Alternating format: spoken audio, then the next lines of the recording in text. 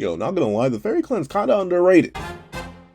Before we hop in this ranking of the 7 Deadly Sins Fairy Clan, please leave your own list of the Fairy Clan in the comment section down below. Leave a like and subscribe if you haven't already. Also, make sure to hit that little notification bell so you don't miss out on any videos that come to the channel. Now, let's get into it. What's up guys, I got the pencil here, and here we are to rank the Fairy Clan from 7 Deadly Sins. And honestly, I really do like the Fairy Clan, and I wish we got more of them, especially considering they're one of the few races that was actually around in the last 3,000 years and not just sealed away or without bodies. But I honestly, even with the little bit we got, I'm really excited and happy that we got them, because they have one of the most interesting sets that isn't just like pure, absolutely destructive brokenness, because to be fair, that's what the goddesses and demons have access to. And they're better than the giants, because the giants are kind of whack, not gonna lie. But in terms of that, I think they're really, really good. Let's hop into it with number 1, 2, 3, 4, 5, 6, 7, 8. Wait, is it 8? Is it 8? Can I count? Can I count? Top 8. It's a top 8 because it's like they're the only 8 Fairy Clan members that we know. I'm so sad. And honestly, I'm starting to do this format. I don't know if y'all remember, but for a while, a long while ago, I did this sort of ranking format for the 10 Commandments because I couldn't find a tier list on them. And I don't want to use that tier list anymore. So now we're here. Look at the Fairy Clan. Look at the squad. And we're starting off with the weakest one. Invisible. Yeah, she was invisible for a reason. Like, she's latched to Death Pierce, who gets basically no screen time as it is. And she gets no screen time for the fact that she's invisible. So what am I supposed to do? What character? Why? And other than the fact that she's invisible and scared of people, I have nothing. So she gets nothing. I don't know. I don't even have anything else to say. She doesn't have any cool... I mean, she's good as a spy, because she's invisible and apparently undetectable. I guess her magic isn't sensible. And only this man right here, Death Pierce, can... Not Death Pierce. Is it Death? What? Yes, Death Pierce. What? I don't know why my brain just said, you know, that's not Death Pierce. I guess he's cool with her because it's a nice combination, I suppose, because she's good for recon, but that's really it. Other than that, pretty much pointless. So that's a pretty weak number 8. Pora, I'm sorry, I actually lied. Pora, this man right here, this man, this myth, this legend. Look at my boy. Look at my boy. Look at my boy. Look at my boy. He's actually secretly number 1. He's the best character, and he spends most of his screen time with Jericho, so obviously you spend time with one of the best girls in the series and you just instantly get promoted to number 1. That's it. Nothing more to say about Pora. I'm just putting him at number 7 to lowball him, because, you know. Oh, and by the way, whenever I say ranking, these aren't weakest to strongest. I will specifically specify if a video is ranking weakest to strongest. This is literally me ranking them as characters and what I feel about them in terms of their plot significance, relevance, and stuff like that. I don't mean I'm ranking them. I don't mean I'm ranking them from weakest to strongest. I think I gotta start saying at the start of every video, because I occasionally still get comments on like, so-and-so is stronger than so-and-so. And yes, I know that. I've probably mentioned it in a previous video, considering how many videos I have on this channel at this point. But I rank them by character too. That's one of the main things I care about. I usually don't talk about characters I'm not interested in.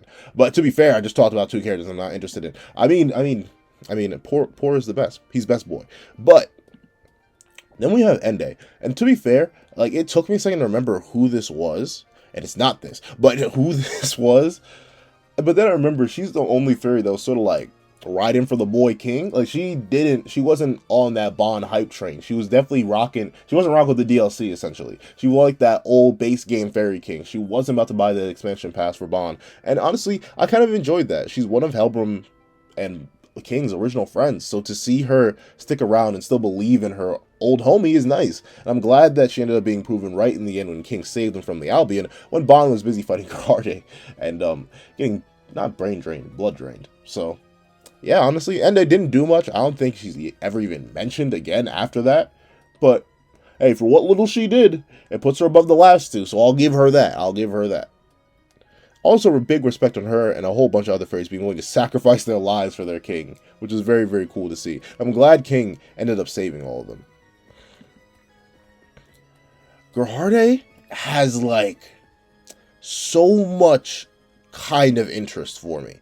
Like, legit, if I don't know what I would need to like slide Gerhard high. I think it would just be more moments, because she starts off talking mad ominous, and I respect that. Like, in terms of menace, she's only, in terms of the Fairy Clan at least, she's only really rivaled by not Gallon. Whoa, I said in terms of the Fairy Clan. She's only really rivaled by Helbram in terms of like sheer, whoa, I don't really feel comfortable around you, but I'm gonna just step 6 feet away and then fly away some more. Like, when she shows up in this like pure black, and the thing is, the manga does it better for me. Because as you can see in the anime, even from Rip, like, the color is too much. In the manga, though, she looks like a funeral bearer fairy, and like her eye is covered. Maybe think she had the Sharingan or something like that. The blackberries on her staff, like everything in the manga just made her feel so intimidating. She was just sitting there on the page, and of course you have her whole moment where she doesn't necessarily body Bond, and I'm pretty sure Bond was suppressed, but especially since he was fighting near Elaine's grave. The thing is, man, like, she does pretty darn good manipulating the entire fairy, like, and it makes sense why she could. Because, as we find out, she's Gloxinia's younger sister. Like, King and Gloxinia's story mirror themselves in so many ways, from Ro to Gerhard, all that stuff. So, to see it, and to see that, wow, she managed to live this long. Like, that's the crazy thing.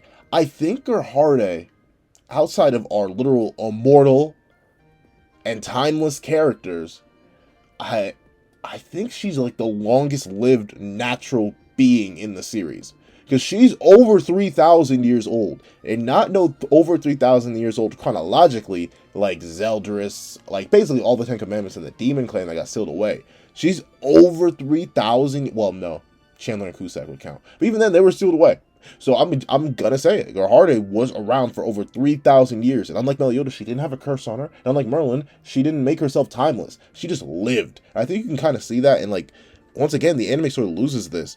But I think it's very noticeable in the manga that her wings look kind of like chipped and old and broken. Stuff like that. Because she's lost her luster over the years. Like, she's literally thousands upon thousands of years old. So it makes sense that over time, even if it's minor decay, her body would start to decay. And honestly, really interesting. I would love to see her being the attendant or the assistant to Dahlia. Stuff like that. And by the way, I'm not mentioning Dahlia just yet. Because we have no idea about him. And unless you want me to talk about how much of a menace that man looks like, you don't want to hear my opinions on Dahlia. So, still, I think Gerhard, despite having so little screen time, super interesting character, super interesting backstory, and I feel bad for her. I feel like her and Ro could have been nice. Just like I feel like Elaine and Bond ended up being nice, even though I have issues with that. But speaking of Elaine, get on to number 4.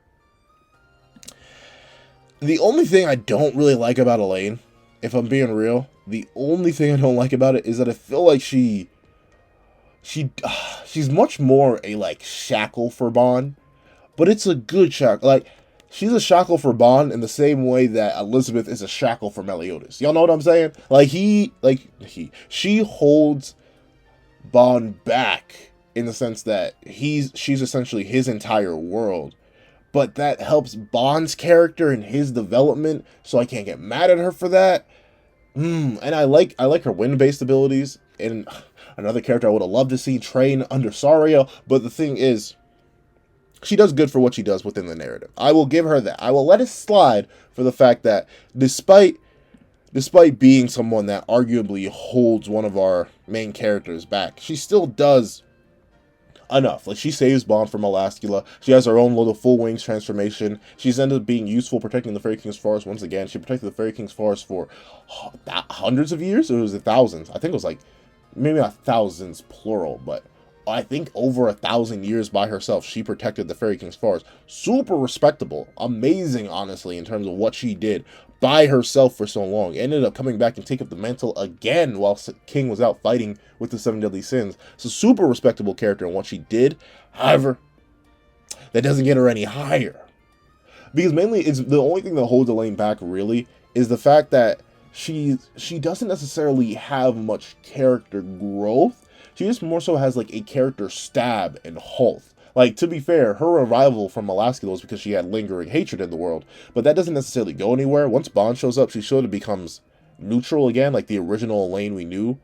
So she doesn't really grow from there, and she just becomes, like, half bedridden girl, half girl who's still defending people. And that's fine, but, you know, I like me some... And to be fair, she did suffer as a character. She literally died. But I still think it's not enough. It's not enough sauce. I need a little bit more. I need a little bit more drizzle, Nakaba. Come on now, you know what I want. But speaking of what I want, man, Helbram, look at the drip, bro. Look at the sauce. Look at the sauce on this man. Look at him. Look at him. Look at the honestly, I love Basquiat and Chastiful, but in terms of like base weapon design, I really like Helbram's sword. The sharp curves, the different. Bro, look how amazing the sword is. And Helbram to me always came across as like a failed fairy king, if you know what I'm saying. Because like if you look at, or maybe not failed fairy king, but like a royal family candidate or something like that. Because when you look at Helbram, he's one of the few fairies to actually just consistently have 4 wings.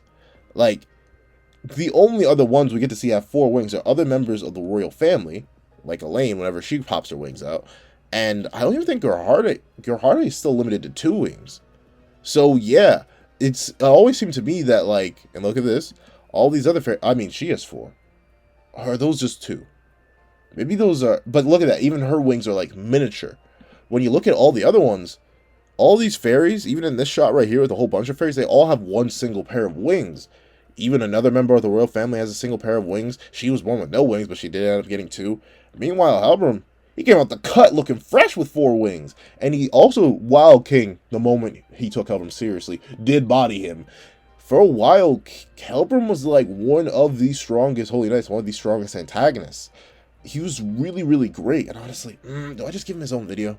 I really want to talk about Helbram in depth and like the great job that Nakaba did with turning a side character, the side antagonist, into one of the best, most well-developed and well-redeemed characters in all of 7 Deadly Sins, because he really did that. Like, you want to talk about redemption arcs?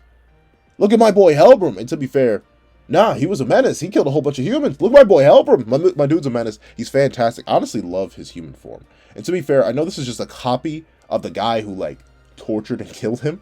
But even still, I love that he took this form almost as like a mockery to that man. Because you know he executed him. He executed him and said, you know what? What if? And transformed.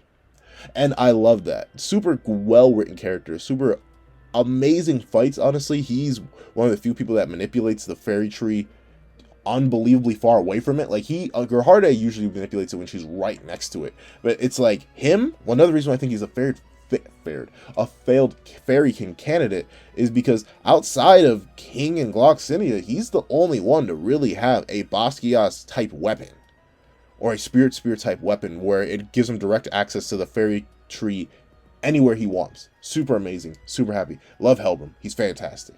But well, he's definitely like these top 3. Maybe Elaine will get her own video. I may talk about her, but now, here's the thing about these last 2. Here's the thing. Interchangeable. Because I'll explain why these 2, like, fight for supremacy in my personal ranking head. Like, the reason these 2 go back and forth all the time is because while I do like King a lot, like, he was literally my previous favorite character until I reread the series again and grew love and care for other characters.